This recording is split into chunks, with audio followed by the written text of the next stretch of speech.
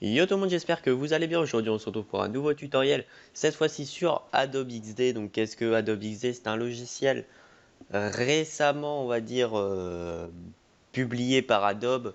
Donc, c'est un logiciel qui va vous servir à concevoir des maquettes aussi bien pour le web design et le graphic design. Donc, moi, je vais vous montrer comment, on va dire, apprendre un peu les bases de ce logiciel. Vous allez voir, c'est très intuitif. Ils ont vraiment fait quelque chose d'assez, on va dire, d'assez concret ou en tout cas de ce que nous, designers, on cherchait du moins à avoir. Donc là, quand vous ouvrez le logiciel, vous tombez sur cette page-là. Donc nous, on va partir sur un Web 1920. Voilà. Donc là, vous avez donc comme Illustrator, comme Photoshop, des plans de travail. Donc le plan de travail va nous permettre justement de pouvoir un petit peu travailler en étant organisé. Voilà, donc je vous ai expliqué un petit peu le fonctionnement et les bases. Donc à gauche, vous avez des outils très basiques, très concis. Vous en avez 3, 4, 5, 6, 7, 8, hein, pas plus. Ensuite, en bas, vous avez les calques. Donc en outil, vous avez de quoi faire des carrés, des rectangles ou du moins des formes rectangulaires.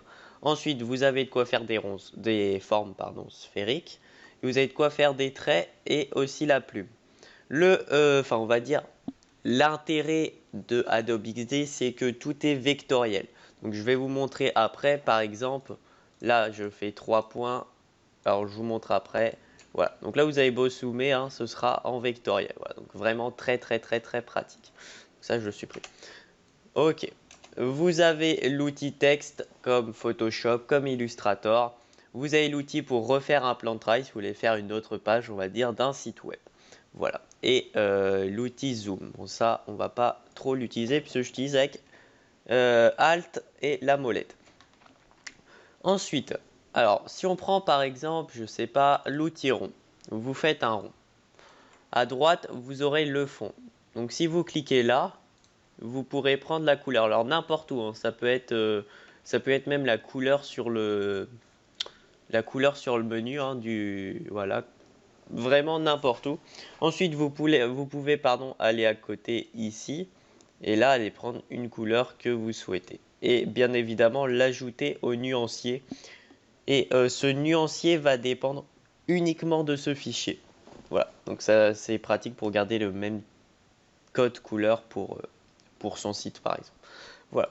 Donc là, c'est vraiment la base. Vous pouvez mettre une bordure, choisir la taille de la bordure et les ombres. Donc les ombres sont pas mal, hein. Vous pouvez faire par exemple on va dire un bouton, pardon, un bouton, je sais pas, je vous montre un peu au pif, hein, mais vous pouvez par exemple faire un bouton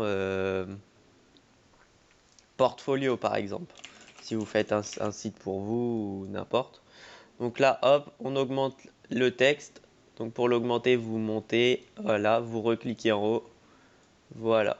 Alors, si j'ai oublié de le préciser, c'est une bêta, donc il manque quand même pas mal de choses. Il n'y a pas les règles ou des choses comme ça. Mais vous allez voir, ça va arriver par la suite et franchement, vraiment, il est grave lourd.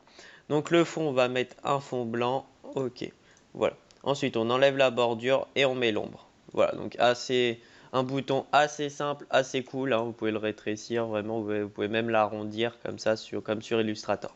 Voilà. Donc là, c'est vraiment la base. On peut aussi baisser l'opacité. Seulement, il y a les outils de base, mais c'est des outils très très utiles. Alors, là déjà, je pense quasiment avoir fait le tour. Vous pouvez aller dans là, donc dans les trois barres en haut, ouvrir le kit d'interface utilisateur.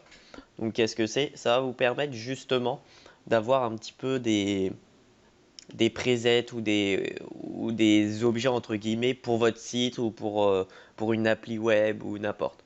Donc là, par exemple, on va prendre, je sais pas, Microsoft Windows. Hop, ça charge. Voilà, donc là, vous avez plein de petits trucs, genre des codes couleurs qui peuvent vous servir, des interfaces. Après, vous avez fichiers, vous avez aussi Google Material. Donc le même système, vous avez des objets, des presets, voilà, des petits trucs tout faits. C'est vraiment pratique. Si vous voulez prendre genre un truc, par exemple là, le cœur, vous voulez le prendre, hop, vous le prenez, pas de souci quoi. Alors, je sais pas si vous avez remarqué aussi quand vous zoomez, Donc c'est très intuitif, ça zoome vite et il y a un léger flou sur les côtés. Voilà, bon, c'était pour le petit truc. Donc pour prendre la porte, hein, on va dire ça. Vous faites CTRL-C.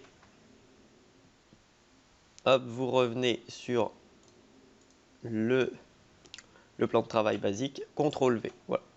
Donc là, vous avez, on va dire, votre petite page. Donc là, par exemple, vous faites fichier ouvrir Microsoft Windows. Et là, alors, il me semble, normalement, voilà, vous avez ces barres-là, par exemple. Donc là, on va essayer de la prendre. CTRL-C. Hop.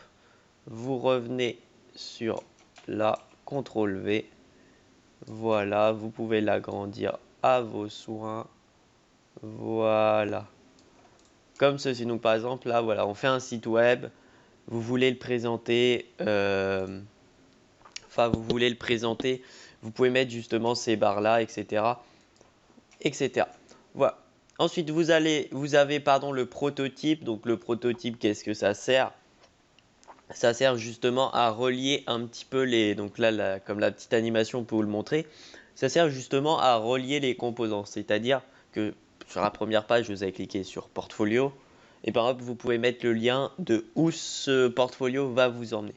C'est très utile pour quand vous, on va dire, vous passez au développement ou alors quelqu'un qui s'occupe du développement. C'est vraiment plus facile pour comprendre, etc. etc. Ça permet de mieux se comprendre entre, on va dire, entre les codeurs et les graphistes ou les maquettistes. Donc voilà, j'espère, je pense avoir fait à peu près le tour, hein.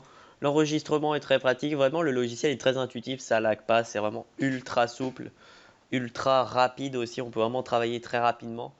Avec juste par exemple pour le zoom pardon, c'est Alt molette. Alors attends, je vais plutôt aller là. Alt molette. Pour bouger un petit peu de gauche à droite, vous maintenez espace, hop, vous bougez. Dupliquer, coller, CTRL-C, CTRL-V. C'est vraiment du basique, mais on peut vraiment travailler énormément. Et en plus de ça, c'est en vectoriel. Donc c'est juste parfait. Donc ce tutoriel là, normalement, il précédera un autre tutoriel sur le web design, donc sur ce même logiciel.